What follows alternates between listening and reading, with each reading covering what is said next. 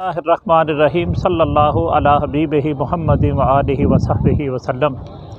अज़ीज़ान गिरामी कदर, आज चूँकि मैं कराची की सैर कर रहा हूँ और अब्दुल्ला शाह गाज़ी रहमतुल्लाह ताला अलैह मैंने अभी हाज़िरी दी है और उसके बाद मैं समंदर पर आ गया हूँ। तो समंदर के हवाले से मैं आपकी खिदमत के अंदर एक वीडियो रखना चाहता हूँ। बाज़ औक़ात ये आँखें जो होती हैं वो सुर्ख़ हो जाती हैं। अक्सर दोस्तों को देखा है कि उनकी आँखें जो है वो सुर्ख़ रहती हैं। तो इसके लिए करना कोई यूँ चाहिए।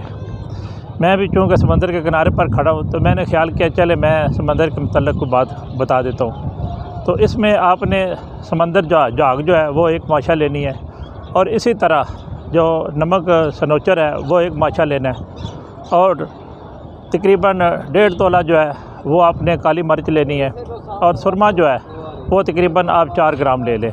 तो ये सारी चीज़ें जो लेकर अच्छे तरीके के साफ़ करें और साफ़ करने के बाद फिर आप इनको पीस कर मानद सुरमा कर लें और ये सुबह शाम जो है वो एक सिलाई लगा लिया करें।